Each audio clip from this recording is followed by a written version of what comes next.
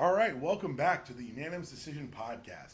I'm your host, UDPod. You can follow me on Twitter at UDPod66. You can follow the show on Twitter at UDPod, and you can also follow our entire network of podcasts, the MTR Network. You can follow them at the MTR Network. It's for entertainment news, movies, TV, video games, podcasts, politics, and of course, now some sports. And not just sports, by God, we've got professional wrestling. But before we get too far into it, I know that's why you're here, I do want to give a little housekeeping out of the way. Make sure when you're listening to the podcast, so you don't miss any of these surprise episodes that will be dropping midweek over the next couple weeks. Hint, hint, nudge, nudge. Make sure you subscribe so you don't miss 1 second of pure audio UDPod goodness. While you're subscribing, leave a 5-star review in the iTunes store. I'll read your words in the air. It's a great way to acknowledge. Sometimes it's a great way to get changes done to the show if we're not doing things the way you like it. That's the only way we know you don't like it, is if you let us know on the air. You can also email the show at udpodcast@gmail.com. Make sure you take advantage of all the things we offer at MTR Network, including our Amazon affiliate link. If you go to mtrnetwork.net, you can buy everything that you would normally buy on Amazon, be it the Transformers that are in my office, be it the world title belt I carry around way too often now. Whatever you love, if you're going to get it on Amazon, just go through our site. It's no change in purchase for you. Same price, same great Amazon service. You just kick a couple bucks to the network that's brought you so much audio goodness. And we're so happy and so lucky to be a part of your day, be brought in your ears. But when you're being brought to your ears, make sure you're doing it in the best quality possible. Visit our friends at Tweaked Audio. When you're checking out, leave the code REVIEWS, 33% off. Free lifetime warranty. It does not get better than that.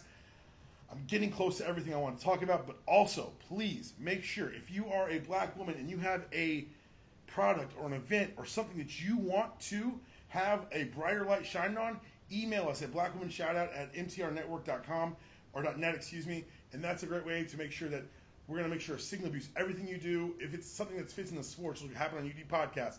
The most will happen on Insanity Check, but trust me, we're making it work all over the network. It's something that's really important for us in 2017. Lastly, if you're enjoying the free content we give you, and it is free, 100%, it costs nothing to you.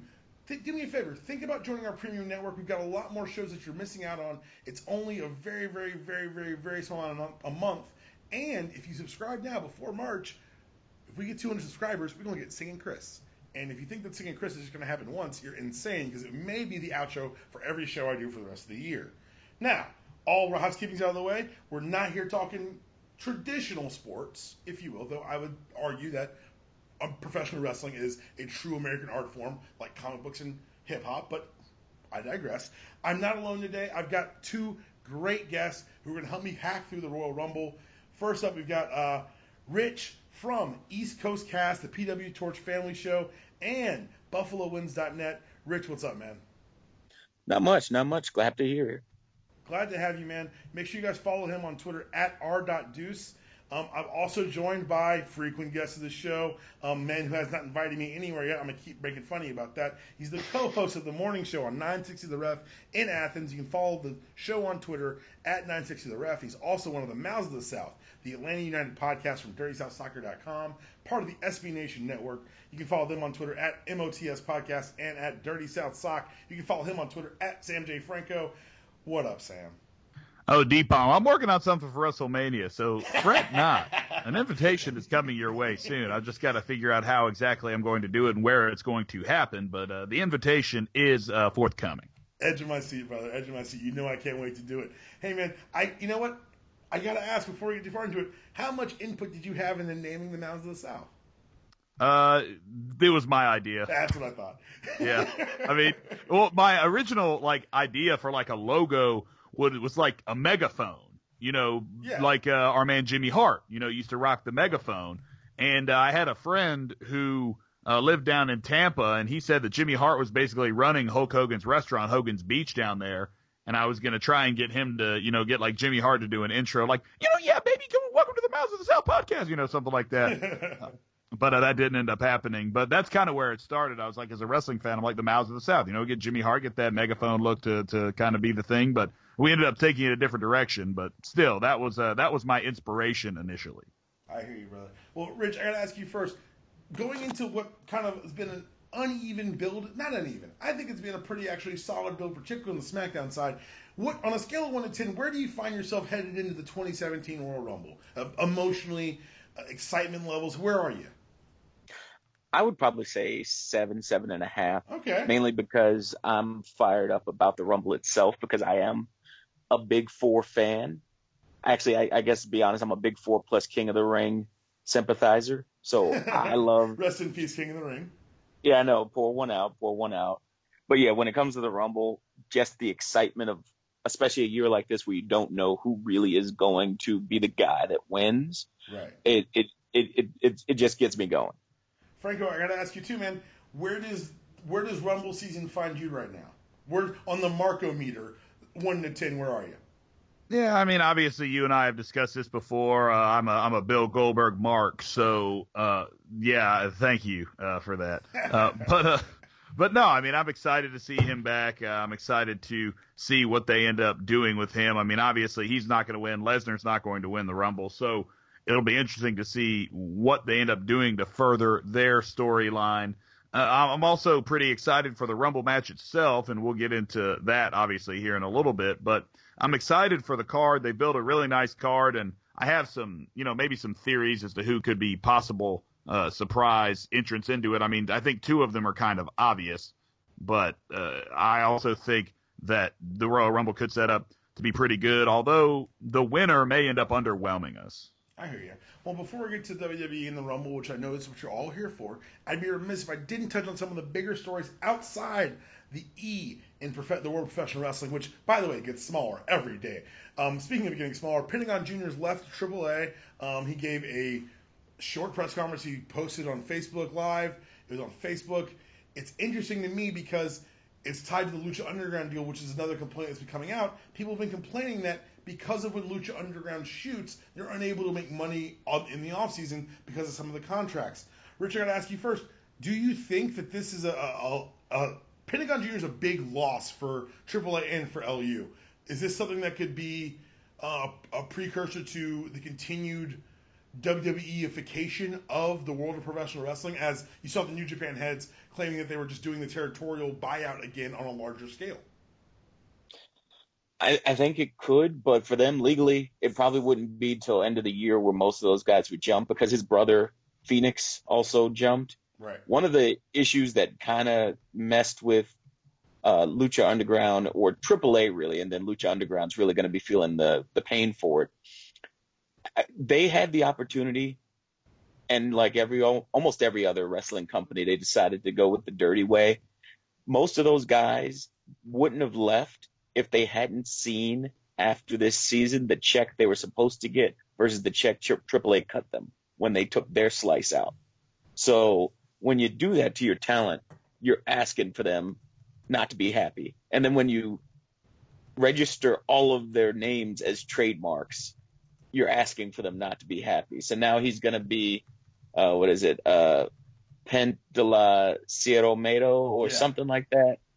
And then Phoenix is like Ray Phoenix from Detroit or whatever name he came up with, so legally they can't get to him. So all these guys, and it started a year ago almost, when they did this to Sexy Star, and then she had to become Sexy Dolce, and then she's now going by her real name and she's boxing. So the whole thing's just completely out the back door. And they kicked out Conan. When they kicked Conan out as a booker and the guy that would book a lot of their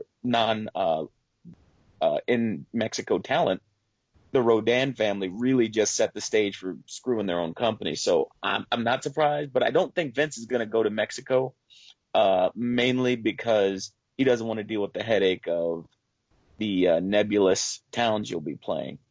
Yeah, I don't think Vince wants to go to Mexico. I do think Vince wants to poach talent. What up, Cian Almas? And maybe underuse them. Also, what up, Cian Almas?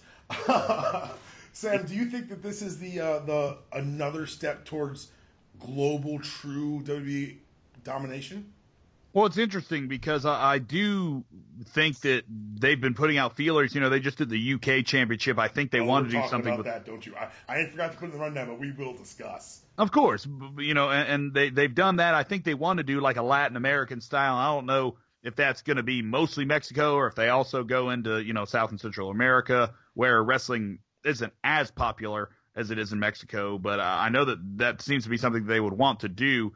And I do think that WWE is really trying, because the network has gotten bigger and bigger, they've got to have content for it. And I think that some of their, quote unquote original shows haven't been as popular, whether they're doing, Camp WWE or Holy Foley or Storytime, like all of these shows that in theory you would think would be very popular or good, haven't ended up getting as many views as they would like because people want to watch wrestling on the network. Right. Shocker. So I think that they're trying to eat up more and more territories and try and get more content for the network. And it's sad because, a territory or, whatever you want to call it, a promotion like Lucha Underground was very entertaining because it was so different. And, you had some interesting things going on there, like women wrestling against men and things that you just weren't really normally seeing. And they were not afraid to be outside of the box and be very over the top with their production. But at the same time, with the way that they've decided to run their business, it is upsetting a lot of the talent. So I think that when you have a big kind of shining light like WWE, like if they want you, it is a much more secure, it is a much more dependable paycheck than from some of these other promotions, unfortunately. So WWE can pretty much do whatever they want and take over whatever they want because they're this giant vacuum. And that, listener, is how you know Sam Franco does this every morning on the radio. Because he just set me up for a beautiful segue, as I want to talk about two signings that didn't happen. So the rumors are out from Impact Wrestling. Numbers are not up yet, but anyone who's watched the product the last few weeks since they forced out Miss Dixie Carter can attest that things are going in a different direction. They've dropped the patently offensive TNA name, which I'm happy about. And it looks like both Broken Matt and Brother Nero Jeff Hardy are going to be staying in TNA.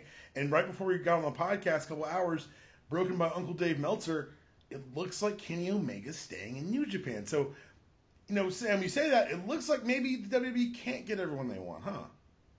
Well, I don't necessarily think that, because I think that ultimately the allure of the bright lights is going to be too bright. Coming eventually, right? Well, that's what I'm saying. Remember AJ Styles? I don't think we ever thought he was going to end up in WWE, and look what happened. I mean, the guy's one of the hottest things in the business right now because he went there. And I think guys like Kenny Omega see that, and maybe even the Young Bucks down the line, they see that and they see what WWE can do for them. And I think the romanticism of working for a smaller promotion can only take you so far, and eventually you want to be at the top. You want to get to a WrestleMania. And yeah, props to Kenny Omega for not dragging this along with a lot of, rumors out there that he might be a surprise Royal Rumble entrant, and he, put the kibosh on that. But at the same time, it's like, one more year in New Japan. I mean, what's that? What more can you do in New Japan that you couldn't come to WWE and do? I see exactly what you're saying about Kenny. I think he wants that IWGP title. I think he wants a chance to run at the company, and I think that, but I think you're right. Like, the question becomes, if we as casuals can say, or more than casual, I think we're all kind of a bit, we've surpassed the casual label. If we can identify that the land of opportunity is WWE, if you've got Kenny Omega appearing on Talk is Jericho and doing drops on JR's podcast, it's hard to say that he's been there before. Like, he was a member of OVW's talent crew. So I think we can all agree that eventually Kenny's coming. But you're right. New Japan, how do you book this guy who's got a running clock? Rich, what do you think is really the possibility as far as, because like we said, Kenny says he signed, he says he's back for a year, he says that he's doing this for the fans not to worry about Sunday, but he also dropped a new shirt today that said, it's got the Street Fighter logo, it says Kenny Omega, continue, and a question mark. Like, is he working us still? That's the thing. We've reached this 2017 where everything's a work. Yeah, no one wants to be surprised anymore. And there's a group of people who are going to say, oh, I knew the whole time. Either way, whatever decision he was going to make.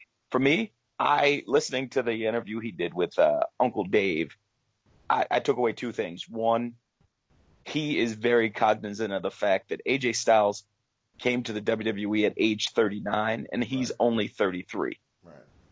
And two, he knows, he alluded to it, but if you put the pieces together, it's very easy to know who he's talking about. One of his good friends, he told Dave and Brian Alvarez, didn't sign with WWE specifically because he wanted to wrestle one more match with him. And he felt like he would be remiss if he didn't do the same. And that is, of course, yeah. Which, by the way, so, if we can get Ibushi, Omega, in the G1 final, I don't give a shit who goes over. Can we please? I know New Japan's staff is not listening to this, but if the universe has ever answered anything close to a prayer, that would be mine right now. Let's move on to Inside the Ring, Inside the E, inside the organization, which is expanded, as Sam mentioned earlier, with the UK tournament. Did you guys catch both the UK tournament? Yes. Not all of it, but most of it. Okay. Franco, I got to tell you, man, you may want to go back and particularly just maybe some stand-up matches we can talk about later, but Rich, where did you walk out thinking of the presentation and everything with what happened that week over those 2 days? I thought they did a really good job. I thought the Empress Ballroom is a magnificent place to hold I'd like to be professional wrestling there, please. Yes. If they could do a package where it's like around the world in 80 days, but it's just venues you go to, that's like top 10. Go there, go Tokyo Dome, Kitchen MSG show. It'll only cost $2 million. It was perfect. And, I follow Progress, and out of all of the indie groups in Europe, I follow Progress absolutely. I've been on board since probably year 2, and everything else I kind of don't follow. So I knew about Dunn and him and his squad with British Strong Style, my boy Roy Johnson. But seeing these guys on that stage, and now I can go on WWE Network and watch a Pete Dunne match, blows my mind. A lot of Pete Dunne matches because spoilers, he made it to the final. You're right. I too am a fan. I don't think I was probably follows the product as close as you do, but I'm a fan of Progress Wrestling. I also noticed that they pulled Dunne off of their upcoming events. So that begs the question, do we think Pete Dunne could show up possibly the Rumble? That's a conversation for later in the show. But I think that for all of Vince's reported animosity towards the tournament format, RIP King of the Ring, the two best things they've done this year, this last 12 months, probably been the CWC and this UK tournament. Now, I think the UK tournament even worked probably a little bit better because of the compressed time frame. You were able to tell a story because guys are wrestling twice in a night, 3 times in a night, so the Pete Dunne attack of your eventual champion is going to really matter and resonate with the fans. I thought the fans were great. The chants, obviously, I love when we go overseas. Finn Balor showing up and announcing the championship match was a huge... He's gotten way more comfortable on the mic in his time away. I know that he's been rehabbing his shoulder, but it looks like he's been in some of those promo classes as well. I thought he cut probably his best promo of his career. Maybe it was just a comfort level of being back overseas, but it looked really well and it bodes well for his future. I think Finn in his suit should equal heel Finn, which I'm hoping we're getting whenever he comes back. And, I think, like you said, a lot of the talent was showcased really well. Niles could call anything. Yes. Like, oh my goodness, Nigel McGuinness, I didn't know he was that good. I guess I should have known, but I've never seen him work alongside. And even Cole not having someone in his ear telling him to shill every 20 seconds, Cole still got the fastball. They just don't want to bring out as much. So let's transition into the big weekend we've got ahead. We've all mentioned we're Big Four fans. That's what we do here on the podcast. We cover the Big Four shows. But I gotta be honest. I gotta come clean. I've said it here. I've said it other places. I'm not a Rumble guy, guys. I'm sorry. Look, Sam. We've talked about this before. I'm a character and a work rate guy. There's not much character being displayed in the Rumble. The work rate is repug, and it's. So what I did a couple years ago for a different show is I sat down and watched 4 Rumbles in a row, and I realized that what you're really here for is the pop. Like the entrance pop is what we're here for. Last year, bar none, far and away, the largest entrance pop was AJ Styles, but they blew their load at 3. Let's start with Rich. Rich, are you a Rumble guy, man? Is this something that you look forward to? It's on your calendar that, hell yeah, 30 men, 30 entrances, 30 pops, let's see what happens. I am, and I would disagree. I would say that each Rumble has its own story. Right. I was listening to my boss / editor publisher Wade Keller at the Torch interview Steve Austin earlier today. That was the putting yourself over bell. Sorry. It's been a while. Oh, nice.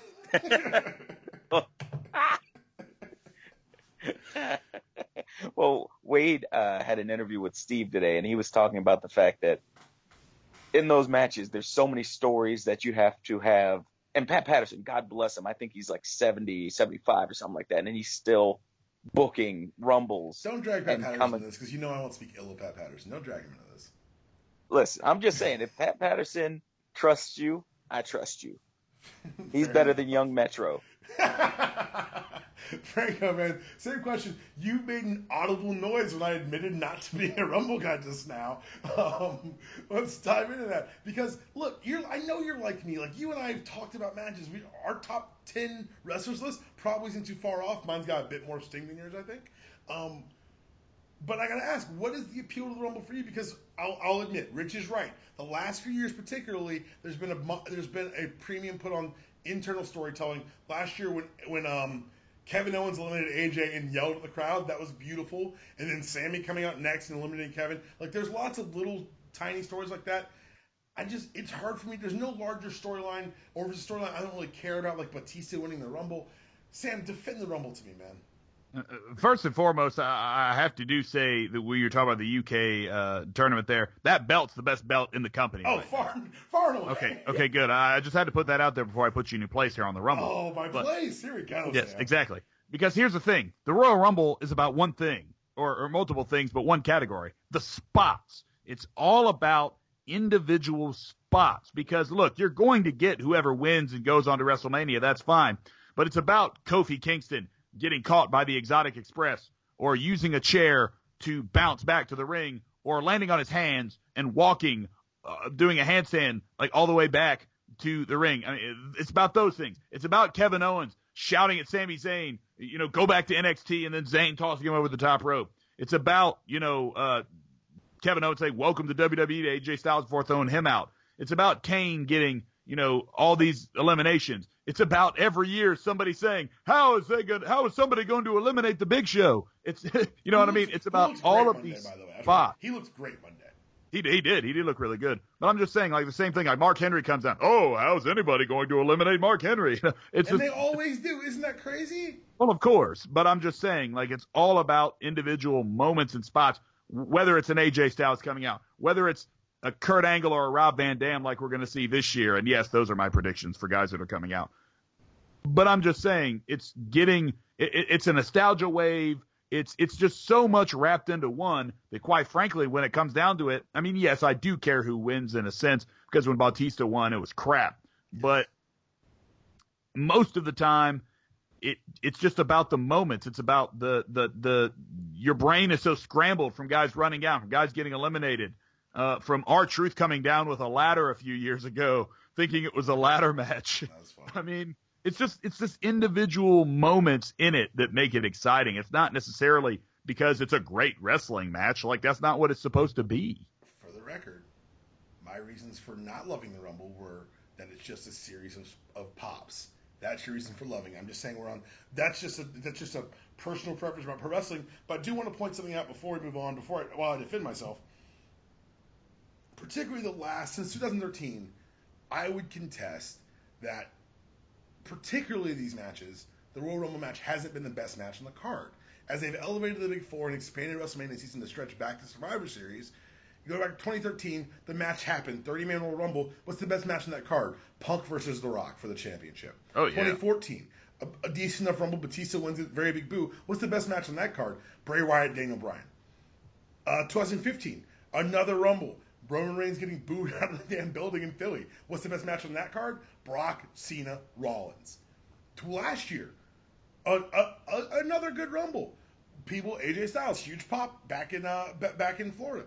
What is the best match on that card? The last man standing match that opened the card, Kevin Owens and Dean Ambrose.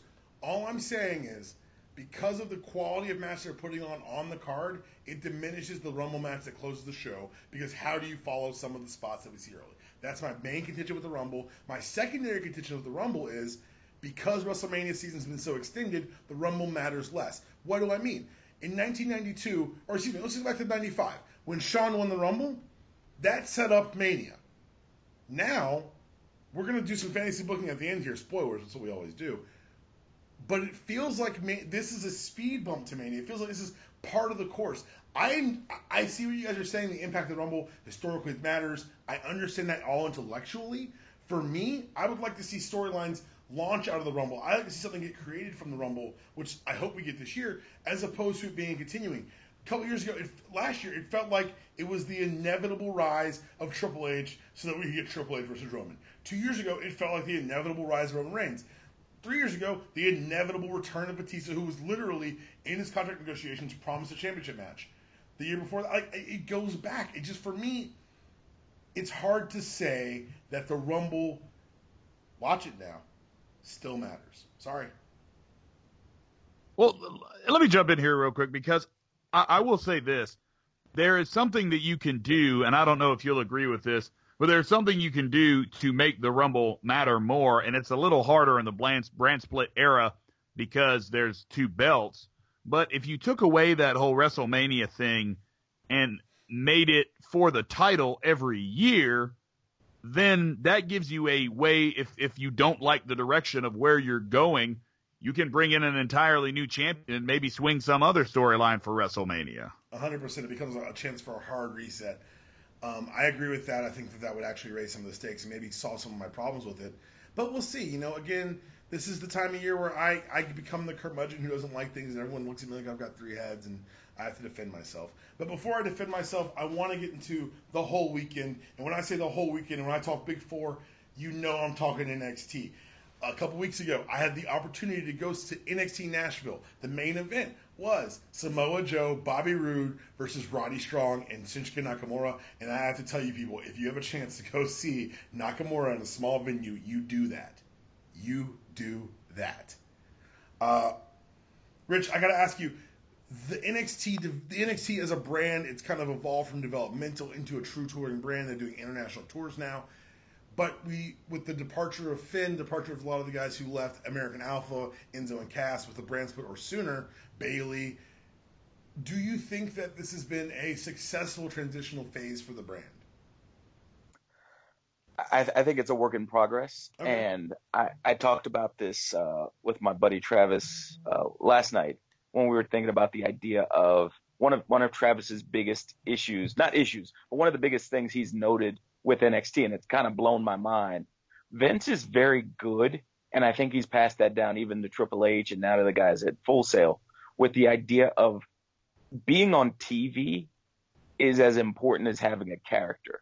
And what I mean by that is when you look at NXT and you look at that first class of people that then came up now to the main roster, some of them didn't have gimmicks or characters until like a year or year and a half, 2 years when they were on FCW and then on NXT. By the time we got to that first takeover, we had seen on a weekly basis a ton of Bayley, a ton of Sasha, a ton of not even a lot of Becky Lynch. She was the shillelagh dancing every Irish stereotype girl. It was pathetic, and I was so annoyed for her that was. But then she evolved into steampunk wrestling goddess, and that off she went. And so I think with this crew, we're seeing it kind of like a football team. Instead of seeing the vet, we're seeing the draftee struggle in training camp. So we're seeing, Asuka's a perfect creature. Whereas you look at the rest of the people in the women's division. Ember Moon is a fantastic wrestler. As I joked last night, is she a werewolf? Is she a warrior? Is she a warrior werewolf? She hasn't had any mic time to connect with the crowd. It's so weird the way they use her. Same thing with Sanity. Sanity is an outstanding. I love the stable. I love the people they put together in there, but I have no idea why they're there. What's that? They're great live. Oh, I'm sure they are. Hey, why don't you give yourself the putting the putting yourself over? Thank you. My fault. I've been to NXT. Hey, I've been to NXT. I took advantage of an opportunity. What can I say? Sam, I got to ask you a similar question, but I think that Rich has made some very good points as far as things are evolving the right way, but they've set up these 2 amazing champions, particularly the individual champs in Asuka and Shinsuke, as these unbeatable monsters that are going to give great rubs to whoever takes their place. But it feels like the build for this has been a little rushed. You've got Asuka in the 4-way. You've got Shinsuke wrestling Bobby Roode. Hats off to WWE's marketing department who put together the promo video for that match, because it actually made me believe that this match mattered. But then I remember that I've been completely lukewarm on the build. Do you think that having these overpowered aces is weakening the brand? Because honestly, do you see anyone in that match on Sunday who can beat Asuka? Absolutely not. And I just think that, that's the problem, though. I think that eventually when we get Ember Moon versus Asuka, that's going to be the match that probably everybody that pays a lot of attention to NXT wants to see, because I think in terms of performers, those are probably your two best performers in the NXT women's division right now. So for right now, it just kind of seems like we're biding our time for that.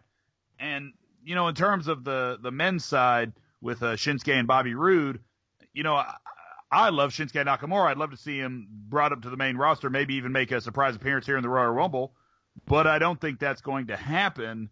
And quite frankly, I would think that Bobby Roode might be a guy that would be fast-tracked to get to the main roster even quicker than a Shinsuke Nakamura, because it kind of feels like Nakamura right now, sort of like the Revival, is being tasked with carrying the brand. Yeah, I think that one of the unintentional maybe side effects of these overpowered single stars has been the reemergence of the tag division. They have just been the Revival, DIY, TM61, get better, get well soon, fellas. Even the Authors of Pain have really kind of carried the brand this year, and I want to use that as a springboard to talk about the NXT Takeover San Antonio card. Let's start at the bottom of the card. Roderick Strong taking on Andrade Almas, who I made fun of earlier. Neither one of these guys have really established a... Well, Almas has had the heel turn-ish, I guess, or just speaking Spanish. I don't... How heelish that is to you, your mileage may vary. But Roddy Strong hasn't had much mic time. We all know he's a great wrestler from the Indies, a shitty little boots chant. But do either one of you charge up for this match? And if you so, what's your prediction, Rich? I'm a huge Andrade Cien Almas fan. I loved him as La Sombra when they first made Los Ingobernables. Yep. I was a big fan of them in CMLL. Also, word to Volador Jr. Hopefully he'll show up at some point in NXT or WWE in general. I like the match because those two guys, I have bought in from day one. I thought he should have been a heel. And so to see him being a jerk and, you know, for most WWE fans, speaking Spanish is tantamount to being a heel. So I'll take it. I think he needs more. And I think the fans seeing him against a guy like Roderick Strong being a jerk and doing things that are kind of cutting corners might help him. They're on the bottom of the card, though, for a reason. They are the least over of the people on the show, and they just have to climb out of that hole. Who do you see going over here? I think it's going to be Almas. Okay. Sam, do you think that the NXT crowd, let's speak specifically to that, because we can sit here and list off Roderick Strong's accolades in the Indies for years, but the NXT crowd, are they behind him enough to push him to getting booked to a victory here? Well, that's the thing. Like, I don't really have, not to poo-poo the match, but I don't really have too much of a vibe for this match. I'll say that I've liked what I've seen from Cien Almas, and his work rate is really good. And Roderick Strong, from what, little I've seen, is another guy who I think has loads and loads of talent, but they've got to do a better job of, getting these guys to have the crowd feel for them. And I just don't think that this yet, for either of these guys, in terms of what they've done in NXT, are two guys that people are going to be like, hey, man, stop what you're doing and go turn on the network right now to watch these two go head-to-head. Right. Just because for the more casual fan, they don't know who these guys are. Who do you see going over? Probably Almas. Yeah, I'm gonna make it unanimous. I'm taking Almas, but I also think that it could be a really good time because Roddy as a face in peril is really good. Like, I like him more as a heel. I think they were gonna do a Generation Next reunion with him and Austin Aries before Austin got his eye broken by the Kinshasa. But it's I think you're both right. I think that Almas has been there longer. He's got more established character, and that you can really build some babyface heat for Roderick Strong by taking the loss here and perhaps bouncing back for TakeOver Orlando. Next match on the card, Eric Young's taking on Ty Dillinger. I'm going to get my pick out of the way here, guys. I think that Eric Young and his group Sanity need this win over an established, if middling, babyface. For me, Ty Dillinger's in the place where Tyler Breeze was a couple years ago, except as opposed to being a heel gatekeeper for the main event, you got a face gatekeeper. And I think that Ty Dillinger takes the loss here. I think that we get a plethora of 10 chance, and I think that if he's not number 10 in the Royal Rumble the next day, someone's booking like an idiot. Sam, who do you got in this one? I don't know, man. Did you just poo-poo Ty Dillinger? I'm going to 10 you out of this podcast, man. No. I'm saying I love Ty Dillinger, and I hope he wins this match, but I'm just sort of confused with what they're doing with him. Like, I mean, I think it's kind of that whole like you were saying a second, that whole build and just keep knocking him down, keep knocking him down, and have him have maybe one big, resurgence or whatever, kind of in the mold of a Daniel Bryan. But I hope he wins this match, but I don't necessarily know if they're going to let him do it. I hear you. Rich, who do you got in this one? Do you see Sanity taking the win, or does Ty Dillinger finally find some winning ways? I'm gonna say that Sanity helps him get the win. I think Ty's gonna get the serenade. I don't know if he's gonna be a full main roster guy, but I think if there's anyone that deserves to get that shot, it's someone they've had since Ohio Valley. Like, this dude's been with them almost a decade in developmental, give or take a year, I think, where he was gone. And it's 11 years I'm with now. 11 years. Yeah, see. Like, he worked out Seth when they came, when they're working him back in the ring shape. Yeah, see, they have to, like, that sort of loyalty. It's kind of up there with Curtis Axel as far as him working with The Rock every time The Rock would come back. Like, those are guys you got to keep around and find a way to keep them in some way, motivated. And in terms of the Rumble, I too want him at 10. But if he isn't at 10, I would prefer a total tool like the Drifter, just so people can throw things like me at him. God, the Drifter's, his gimmick works so well in a small, this is not a putting myself over thing. The house show reports of the Drifter are really strong, but it doesn't translate to TV yet, which I fear may have actually befallen No Way Jose as well. Someone who's fun to watch live, but doesn't really translate to television. We saw the same thing happen to Adam Rose, and I hope it doesn't happen to Samson, because I think that Samson actually is a pretty good worker and pretty good on his feet. Next match is the Fatal 4-Way for the NXT Women's Championship. Asuka, Nikki Cross, Billie Kay, and Peyton Royce. I'm not going to let you guys pick, because we all know who's going to win this match. Asuka's going to win. I think Billie Kay and Peyton Royce are going to continue to be like a new generation BFFs. I think they could evolve into the next generation of Horsemen. Nikki Cross is awesome. And if you're not aware how good Nikki Cross is, go find some of her old stuff, find some of her TNA stuff.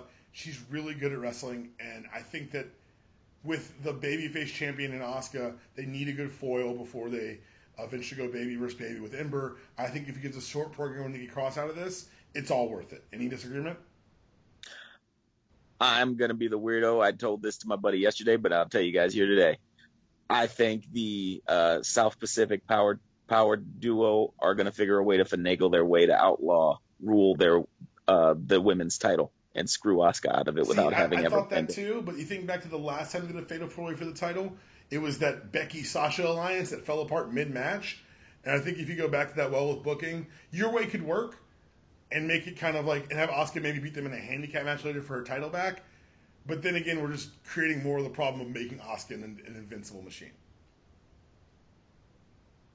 That's true. But I also think that they haven't had a good lay cool team. Well, I guess technically they're doing that with Jericho and Kevin. Really no offense, guys.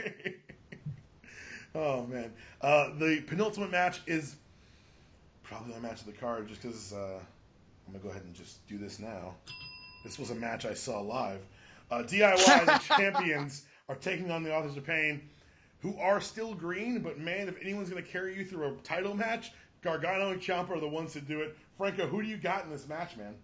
Well, it's funny because I could see Gargano and Ciampa, just based on the pops that they're getting, maybe fast-track to the main card. So I could see the Authors of Pain win this, and I really like that Authors of Pain versus TM61 from the last takeover event we had.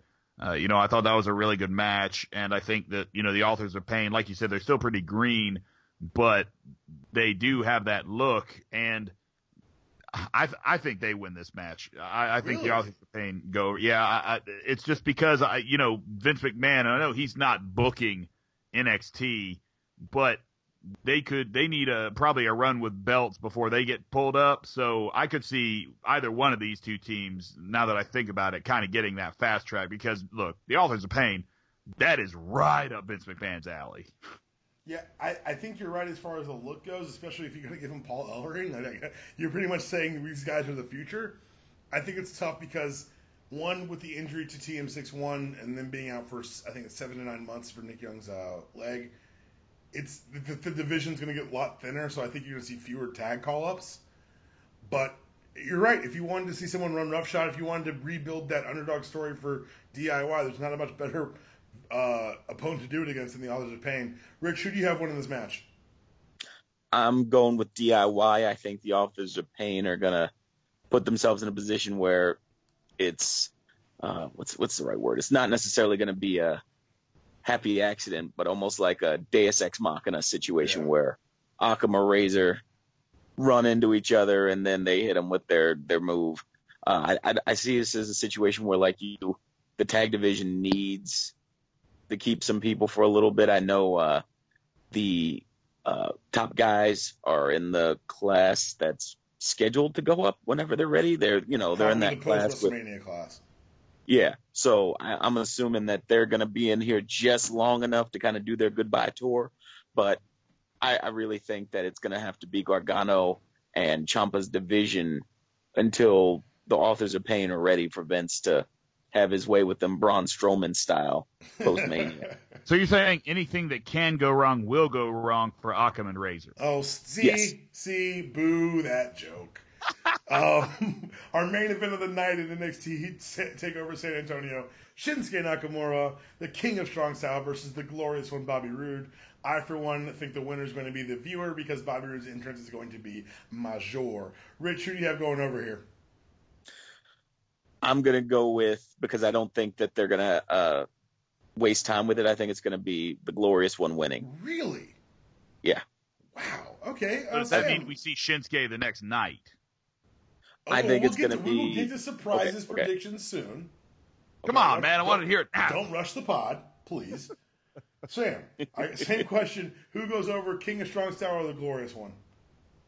I'm going to go Bobby Roode because I do think that's going to happen. Wow. Okay. Captain Contrarian over here is going to say that, and point to another reason why I don't love Rumble Weekend, because not much is actually going to happen. I think all titles get retained here at NXT Takeover San Antonio. I think we're going to get a hell of a match out of Bobby Roode, probably the best one we've seen so far out of him, because Shinsuke tends to elevate people who are around him.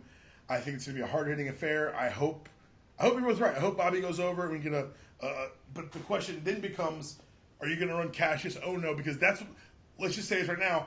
Chris Hero's back. He's going to be a factor on this card. Do you do the post-match beatdown of Shinsuke and then have KO come in as a savior? Or do you book him as a heel? Because it really becomes down to how they want to introduce Cassius Ohno. If they want to do as a heel, I would keep the belt on Shinsuke till at least Mania, so you can take it off of him in Orlando. But if you want to go ahead and do as a babyface, you guys might be right. It might be time to pull that trigger on Bobby Roode and see what happens with Shinsuke as far as a larger stage, and maybe go three-way with those three guys in the next takeover. Because I'm a nerd and always trying to book for the future. All right, main roster time, guys. We've got the little stuff out of the way. Let's handle the big dogs. And before we get into the Royal Rumble card itself and before we get into the match itself, I want to talk about the year that's been. We've seen some incredible things across the roster. First thing we saw that we didn't know was going to happen last year was the brand split. I was a lapsed fan the first time they did this. I walked away with the finger poke of doom, which I was there for, 5 rows back, hard camera side, very sad. This time the brand split, it works for me. Partially because it makes me love SmackDown and it makes me hate the Raw third hour so much because the storytelling is just so much crisper. Sam, how has your mileage been with the brand split?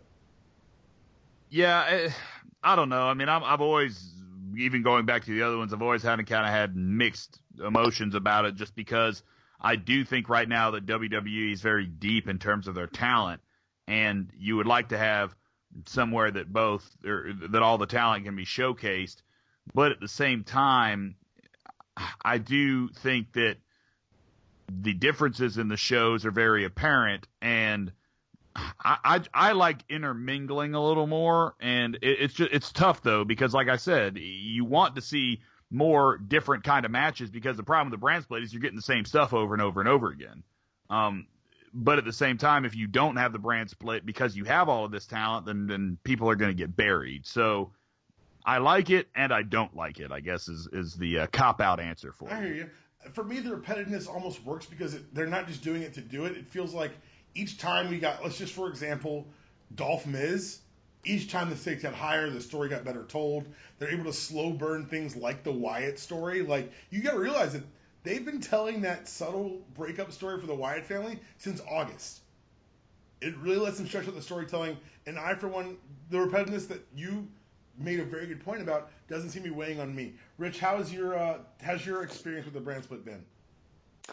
I am, especially compared to the first one, I think they both appealed to me, and for the reason I'm going to talk about when it comes to SmackDown. If there wasn't a brand split, AJ Styles would not have had an opportunity to prove he could be a top guy in the company. Amen. I think the timing of it was perfect because he just got off that match with Roman, or the matches with Roman, so Vince had trust in him. And then when they went to splitting the brands completely, he took that ball, ran with it, and has not looked back since. So I think it's a great thing. And I think because if you look back last year to WrestleMania season and everyone's complaints of the roster so thin, it's like a football season when you talk about 20 guys in IR.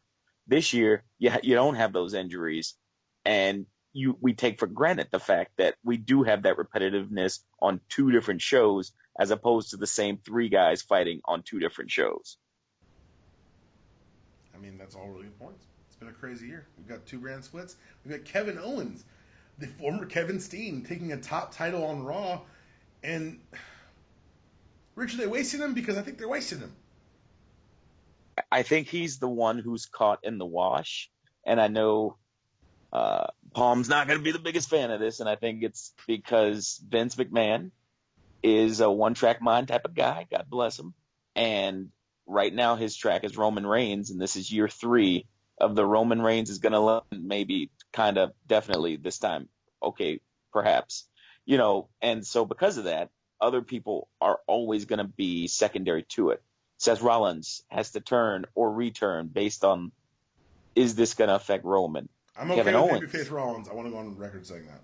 Oh, I am too. But he should have come back from that video and from that injury as a babyface. But the first thought was, well, Roman's the top babyface. Why do we need this? And it's like, no. I have no counterpoint to that. Okay. See? That's a really good point.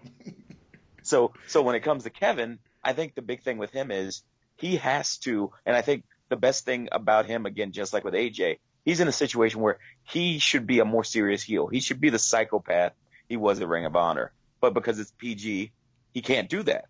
Enter Chris Jericho, who can teach him how to be a heel on the E roster while also making Vince entertained with stupid things without sacrificing the whole of your character. He's 75%.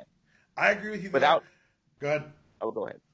My big thing that I point to is the bragging rights and the not bragging rights, the Survivor Series match where they made him wear that shirt. If he was a top guy, you would not make a large man wear a red shirt throughout his match instead of the usual slimming black, because that was the height of disrespect to me. When I saw that, I was like, really?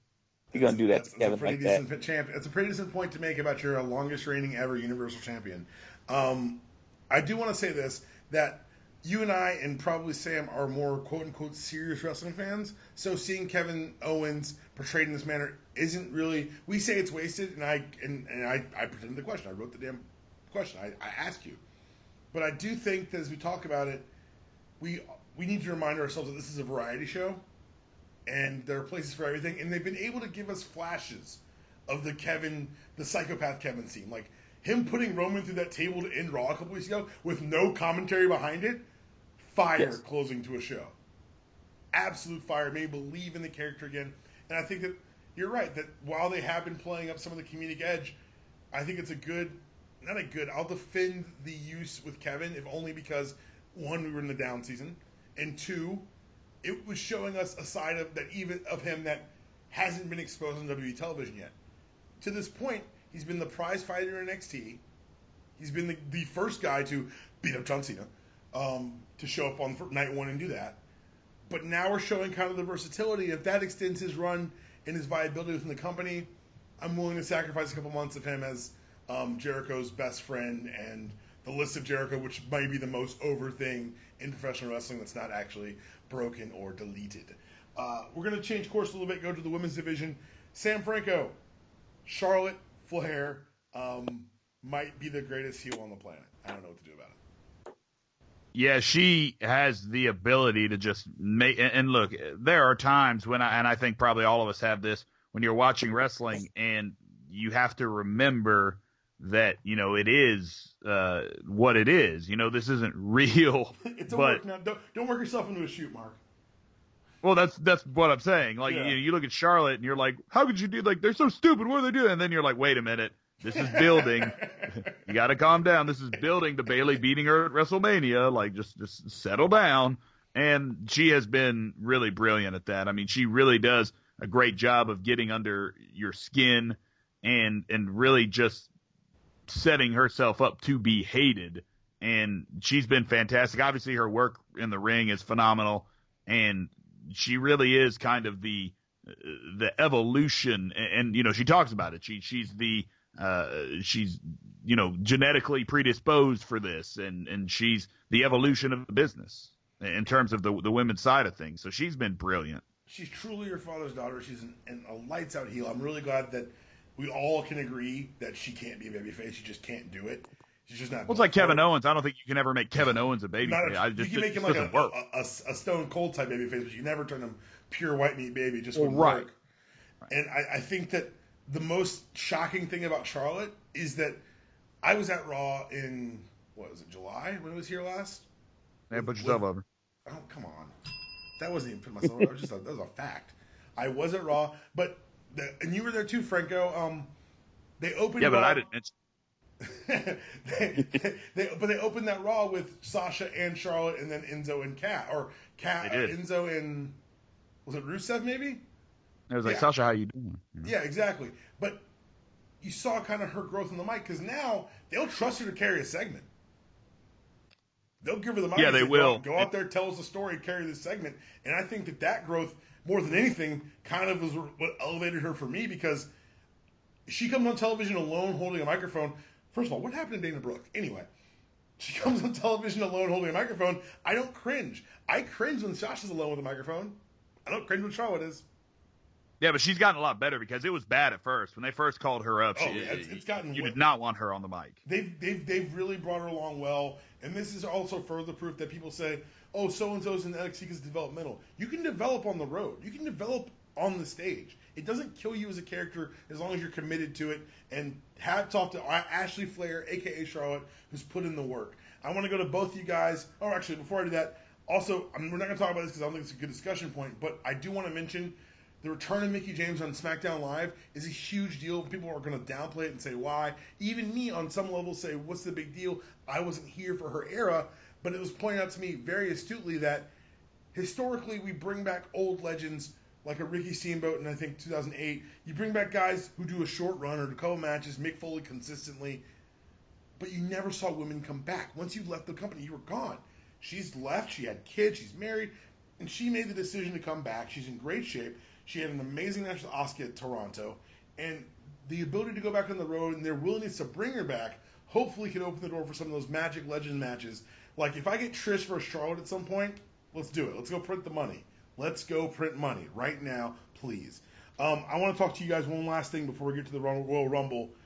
Last year, the news coming out of the Rumble was the number 3 entrant, AJ bleeping Styles. None of us thought it would ever happen. The quintessential TNA guy breaking through the WWE.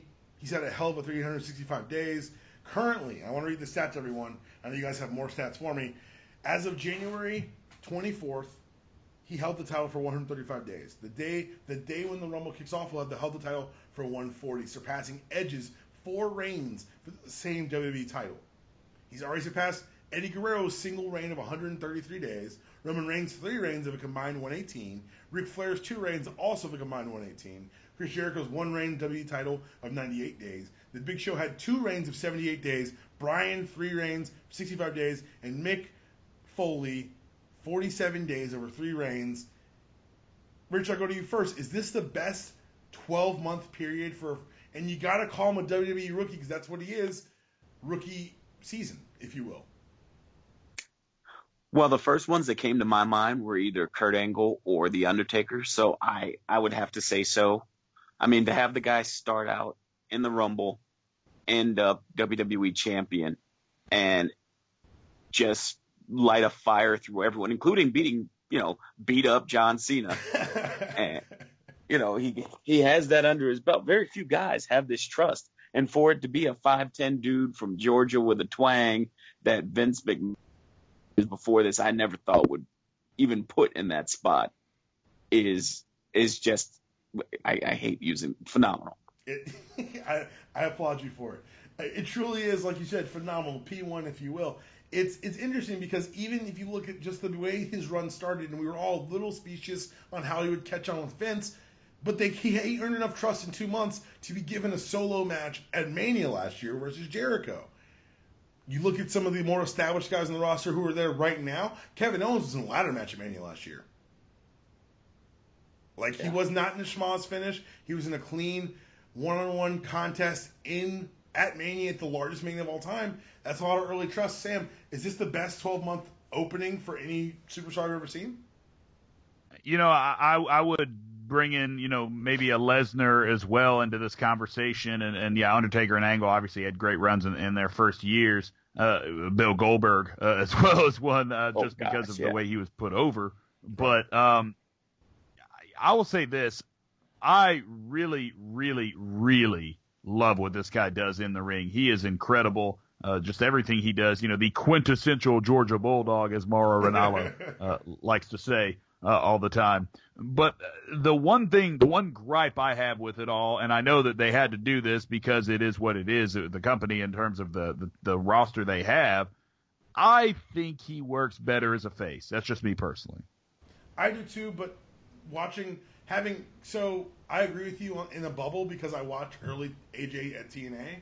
But when they did the no one angle after he left TNA for a while, watching his Ring of Honor stuff, watching some of the New Japan stuff, AJ heel also appeals to me. So I see both sides of it. I think they probably could have gotten longer out of the face run, but for the WWE to do something too soon rather than too late is a nice change of pace for once. Yeah, I mean, I'm not saying he's bad as a heel. I'm just saying that, if they had some more heels and they could make him run as a face, I think he'd be even hotter than he is. I mean, that's the thing. I mean, it's easier to be hotter as a face. That's just fact, unless, you are kind of one of those hybrid guys.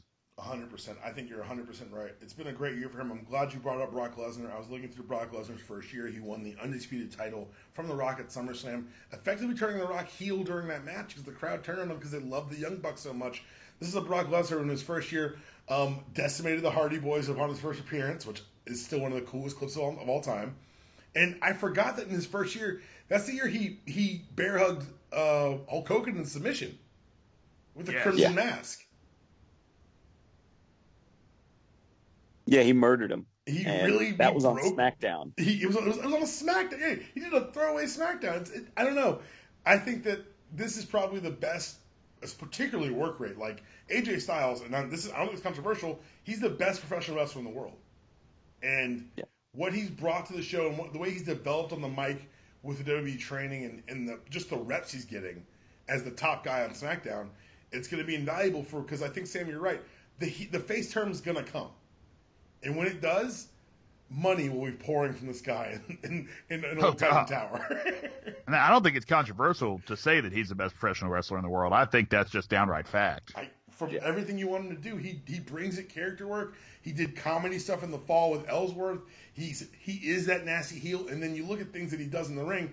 A throwaway tables, ladders, and chairs pay-per-view that I was only admittedly half paying attention to, that springboard 450 to the outside, what are we? Oh God! I was just he's gonna die. Please don't die at a throwaway pay-per-view. That's all I'm just thinking.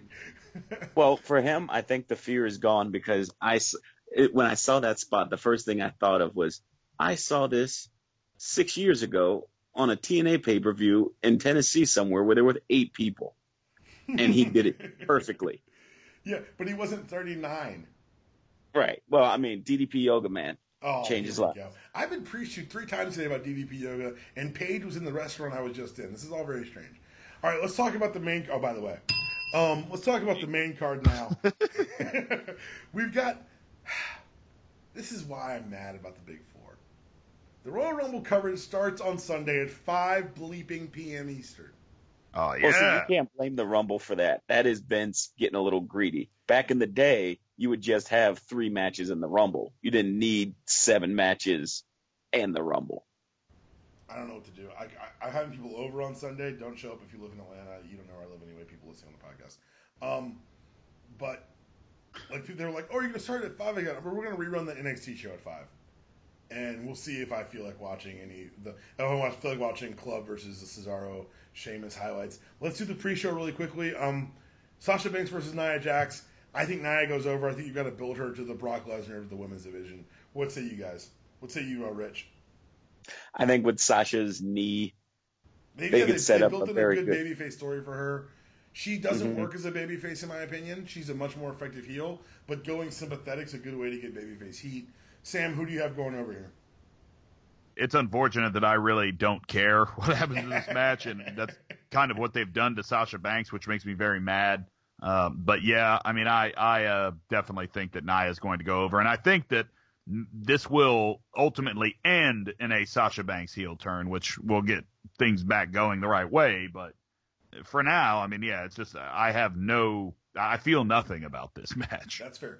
WWE, just so you guys know, the Boss is a heel character. Let's talk about the second women's match on the pre-show.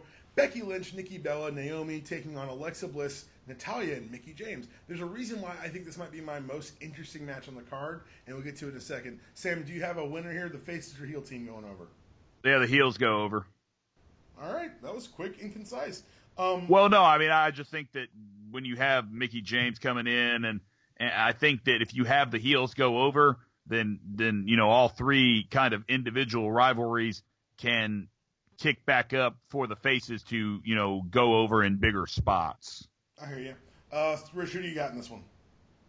I'm going to take the heels, and I also think this is the start of, as much as the Raw side is top heavy, I think the SmackDown side now has their female version of a SmackDown 6.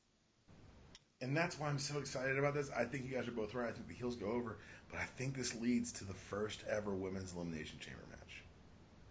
Yes. With these 6 women. Wow. I didn't even think about that. Look, if you're going to sell me Elimination Chamber in between Rumble and Mania, you got to make it stand out. You got to make it count.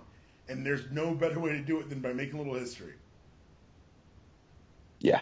They already did a women's Elimination Chamber. Why not? Yeah. When? They did it with Sasha and Charlotte. Oh, you mean Hell in the Cell. Hell in the Cell. Okay, Hell yeah. in the Cell. You're right.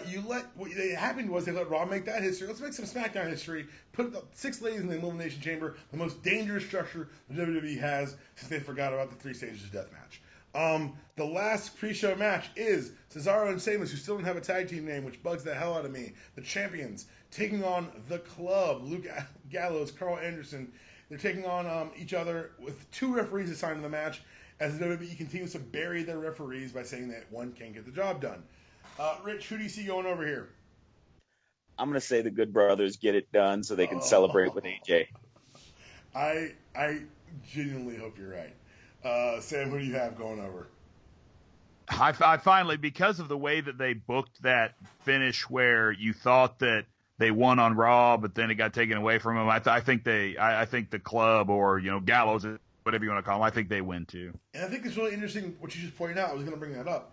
They used the Dusty finish on the nominal heels in this match, but because of the alignment and the way they've treated Cesaro and Sheamus, they're able to do some heel things. So I think the murky alignments you're considering, especially since the Club are very well-known IWC fan favorites, I think the Club goes over. I think this is where we see Gallows and Anderson collect their first WWE gold, and I think they couldn't, or silver, like red and silver, I guess. And anyway. I couldn't be more for it. I hope that we get a Club moment with all 3 of them, maybe 4. We'll talk about that later.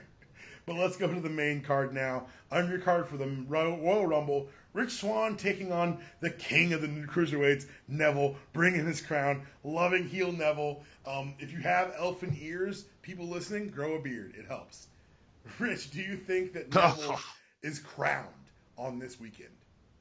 Oh, I think so. He's gonna murder, death, kill Rich Swann, and as much as I enjoy the Mr. All Night Long, he is not ready for what's about to happen. Squash. I hope you're 100% right. Sam, who do you think's gonna win? And if you think it's Neville, does he get it with the very much he's found a way to make the Red Arrow seem heelish with the Impact, but he broke out the Rings of Saturn a couple weeks ago to tap someone out, and that's what I'm cheering for from now on.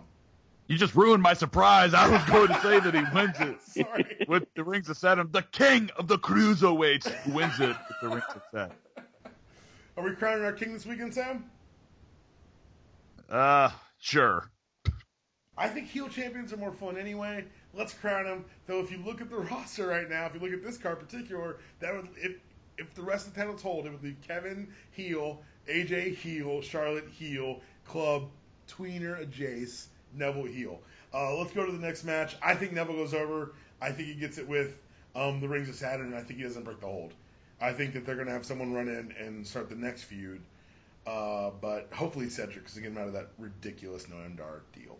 Plus, Cedric's lumbar check is like my favorite finishing move, like new finishing move I've ever seen. It's the best maneuver in professional wrestling. It's incredible. I will fight someone over that. Charlotte Flair taking on Bayley for the title. Sam, this isn't the time, right? No, not yet. Okay. WrestleMania is the time. There's going to be some sort of screw job here that just continues to make Bayley even more sympathetic than she already is. Rich, same tact? Yep. Charlotte's undefeated at pay-per-views. I don't see that changing here. I asked earlier where Dana Brooke is. I think we're about to find out. Next match on the card, if they put this, the thing is, who do you put in the spot of death in this card, especially for the main card? It's tough to do. AJ Styles, WWE Heavyweight Champion. It's important to say that because it's crazy to say out loud. Defending his title again, weird to say, against John Cena, who's vying for his record 16th World Heavyweight Championship. Rich, do you think they put the belt on Cena at the Rumble? I do not. I think he gets it at Elimination Chamber. Okay. Is it okay? And I think AJ is eliminated during Elimination Chamber. So again, he can say Cena never beat him to get it. Okay. Oh, that's a good character bit there I hadn't really thought about. Sam, same question. Do you think that this is another time for AJ Styles to beat up John Cena? I was fully about to go into this prediction saying Cena was going to win. Rich is very convincing, isn't Rich he? just completely flipped my brain around. I think that's perfect. That's how you book this, because you don't want AJ, who's already beaten John Cena a bunch, to lose to John Cena. So that totally makes sense, because if Cena's going to be a part-time character, then you can continue to have AJ hold that over him. I'll say this. I think Cena goes into Mania either chasing the title or with the title. I think that, again, like Sam, I've been convinced by Rich booking the hell out of this territory. And I think AJ goes over here. I do hope, whatever happens, we do not get the rumored AJ Shane match at Mania. If you waste AJ Styles like that, I'm not going to leave, clearly, but I'll be upset. The last undercard match, no disqualification match for the WWE Universal Championship. Jericho in a shark cage, almost like Judy Bagwell on a pole. Kevin Owens, champion, taking on Roman Reigns. Sam, thank you. I hope you appreciated the Buff Bagwell reference. And do you think that Roman Reigns, would they do it, you think? This one's tough. I mean, I do think Roman Reigns, I could see like a Roman Reigns winning this and then a certain Man of the Dead winning the Rumble to set up a Roman and Undertaker match at Mania. But, I mean, that's obviously getting ahead of ourselves here. I don't know. This one is really hard to call. I could see Jericho somehow getting out of the cage. Jericho get out of the cage. Yeah, I mean, that's what I'm saying. Like, this one's tough. I'm going to go ahead and say that Roman does win this, though. Got to make Roman look strong. Rich, I got to ask, and before I ask you for your pick, because you just booked the hell out of that AJ Styles match, I got to ask, do you think that running the Rumble after this, after the results of the two world title matches, kind of telegraphs the Rumble? No. Okay. Because I think running after opens the possibility, which I think might happen, that one of the losers in a title match goes into the Rumble. If you can get two John Cena pops out in one night, you do it. It's just good advice. Kevin Owens, Roman Reigns, who do you see going over? Up until the point they said it was a no DQ match, I thought it was Roman Reigns all the way, but now I think it's Kevin Owens. Yeah, I think you're right. I think there's some sort of response finish there. And now we get to the main event, the whole enchilada, the reason we're all here, the Royal Rumble. The reason two of us are here anyway. Whatever. There have been 23 confirmed entrants for the Rumble this Sunday. I'm going to read them off in descending order of likelihood of a win. Actually, I'm not. I'm just going to read them. I was going to say, did you do that work? No, I'm not doing that. Taker, Goldberg, Lesnar, Kofi, Xavier Woods, Big E, Jericho, coming out of the cage, Braun Strowman, Dolph Ziggler, Baron Corbin, The Miz, Dean Ambrose, Cesaro, Sheamus, who will be competing in the match after their tag match, Bray, Randy, Luke Harper, Big Show, Sami Zayn, Big Cass, and Rusev. Mojo Rawley won the Battle Royal on SmackDown, so he'll be in the match. And Kane was announced during commentary on SmackDown as well. We've got 23 and 7 spots left. Before we pick a winner, I want to know, Rich, give me one surprise, one call-up, and one storyline you really want to see come out of this. The call-up, Samoa Joe. The surprise, Ty Dillinger at 10. And the storyline I want to see is what happens when Big Show and Braun Strowman actually meet in the ring. You know what? As a large man, I'm going to go ahead with Svelte Show. Sam, same question, man. What are the storylines you want to see? What's the surprise entry, and do you predict one call-up? Yeah, I do think Joe's 100% a call-up, but my call-up prediction is going to be Shinsuke just because I did call for Bobby Roode to beat him, so I think they put Shinsuke in this spot. I could be completely wrong, but, you got to stick to your guns. The surprise, I mentioned Rob Van Dam earlier. I don't necessarily think that's even a surprise. Like, I think that, that's just a spot where you throw in a guy like that because, he's a free agent and what else is he doing? And, he gets a good pop. Kurt Angle is going to be in the Royal Rumble, in my opinion, just because, you've already talked about him and stuff, and I'll be interested to see how they use him going forward. I could see him in some big spots to help kind of bring other guys along. And storyline I want to see, obviously Goldberg and Lesnar, I want to see what they do with that to continue that. But I want to see the Big Show's interesting because this rumored Big Show versus Shaq match at WrestleMania, I wonder if they do anything to kind of make you remember, hey, remember the Big Show's a thing going into that. I think, that's... Wasn't Shaq in the Andre the Giant Battle Royal? Last year. That match is happening. I know we keep saying rumored. That match is happening. That's going to be one of those, especially in Orlando, where Shaq is... Well, I mean, Shaq already put something on Instagram where he's working out and says, like, getting ready for the Big Show or something. So, yeah, I mean, it's going down. So I guess now we're going to get to the build for that, and I hope they don't feed Braun to Big Show just to build Big Show for this match. I know the stare down happened on Raw, but I hope they can keep them separated till at least after Mania so that neither one loses a little stature going in. My prediction for call up, I got to echo Rich here. Joe's hasn't been on NXT TV since a while now. They generally like to give you a cool down period, a rest period before you get called up, and him showing up either in this match or mid Cena match. I want Joe Cena like that. I'm sorry. I want Joe Cena. I want Joe Cena worse than I realized I wanted anything. I need that match to happen. I need it to happen very soon. Surprise entry. You guys called two of my picks, which is RVD and Kurt Angle. But the rumor is that Kurt Angle will be appearing and not necessarily. He's been pulled off his bookings. His quote is, "I'm not wrestling at the Royal Rumble," so I think we're going to see him that night. I think you could hear metal go off, the place pop, him grab a mic and say, "Jason Jordan," and introduce Jason Jordan into the ring. I think that would work, and then have him run almost as a babyface manager for American Alpha, who are the tag champions right now on SmackDown. I know it's hard to keep track sometimes. My winners, I've got two winners, and that's a cop-out, and I know, and I don't care. Boo. Well, boo me if you want my show. My first winner is Sami Zayn. Bear with me. They made a very big point after the Kenny Omega-Okada match that backstage they want more 5-star caliber matches at the top of their card.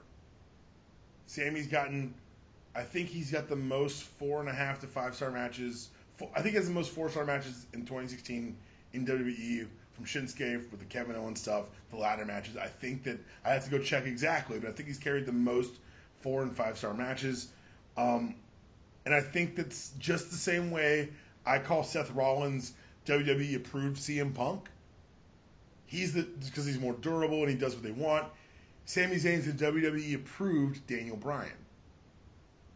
He's the underdog from the underground. They've done a very good job. Like the Braun feud was just about garnering sympathy for Sami.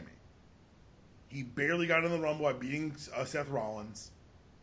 And I think another surprise, and I think that if he wins it and they say, well, you got a title shot, he says, I want AJ. You give me Sami and AJ for 20 minutes at Mania, there are worse things I can do with my time. My second winner is Braun. Because if we're going to posit that perhaps Roman goes over and gets that Universal title for the first time ever, that I think that he could be a really big spot for him to beat the hell out of Roman Reigns and walk out with a belt of Mania. And my last surprise is no one said Finn Balor's name this entire show. He's in for testing right now. It's been confirmed to see if he can clear the return. I don't think Finn would come in and win, but I think he'd come in to make a difference. I think he could definitely make a difference in the AJ match if you want to come back and go real rock and roll, turn him heel and really go club on us. I think that there's a lot of possibilities with Finn, and I think that the Seth Rollins Triple H storyline continues to build in this match as well. I think Triple H may enter himself, and you may see Seth eliminate him building for their match to Mania with the pedigree on the line. That's all the booking I've done. So I got to ask before we get out of here, Sam, how is WrestleMania season? Because we can love the Rumble all you want. The granddaddy of them all is the Mania. Do you think this is good? Are we shaping up for a pretty memorable Mania? I think we're setting up for a WrestleMania that the internet will like. Let me put it that way. Well, hell, they're doing Orlando. They ain't got to sell it to Jerry's World this year. Well, I do think that you're going to have like the kind of more traditional fan stuff with like Lesnar and Goldberg and things like that.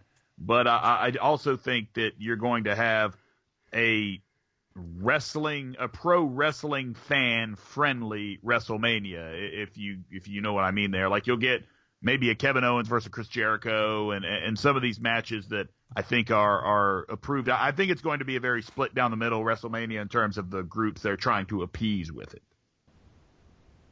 That's 100% true and 100% fair, and it's a really good opinion. Rich, you can close this out, man. Pick up the anchor here. Do you think that how do you think this WrestleMania is shaping up to be billed and to be received by the fans? I think it's shaping up to be a good one. I think it's shaping up also to be a lot less stress. I think you joked about it a second ago, but I think the fact that they don't have to fill Jerry World is taking a little bit off of Vince's shoulders in terms of what can we do here. And they can not worry about having to kind of blow their collective celebrity like load, so to speak. You have Shaq. You have maybe a couple other celebs. You don't have to worry about a Ronda Rousey because really she's off in her own world right now. But you also don't need to like pay out the money for Conor McGregor. So you're in a position where you can let the wrestlers wrestle, bring in some part-timers, and not worry about some crazy, stunt you have to pull to get people to come to WrestleMania. I find it interesting that Vegas, I guess as of a couple of hours ago, has the favorite of the Rumble being Randy Orton, because that would mean if the storylines are aligning, like you said with the long burn, either him or Bray Wyatt are going to get onto the road to WrestleMania with a title.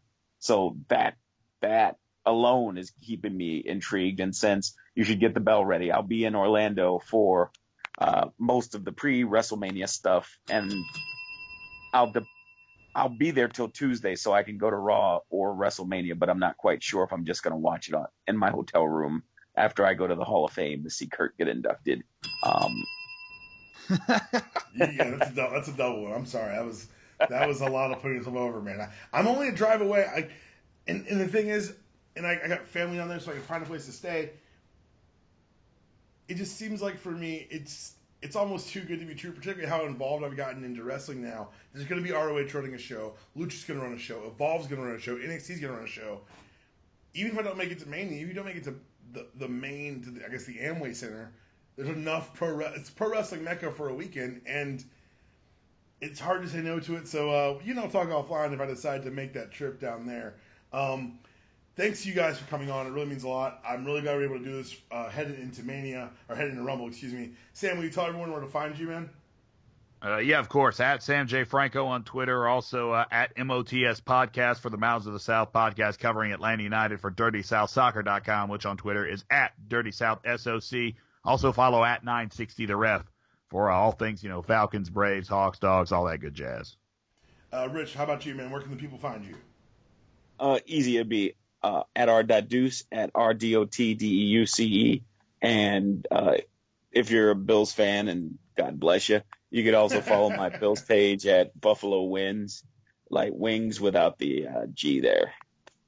Hey, and if you guys are listening and you happen to pay these two men, make sure you give them raises because they plug like no one's business. That is all for this week. We're going to be back next week with our Super Bowl preview. I will try to be as unbiased as possible, but I have to say this right now on the record. Fuck the Patriots. This has been UD Podcast.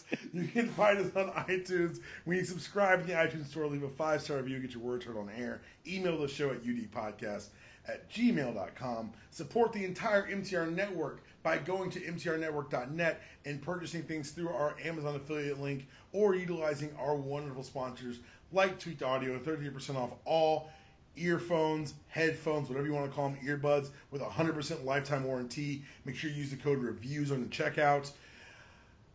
I think that's it, guys. Thanks a lot for coming on. We'll be back some more next week. That was your show. This is your outro.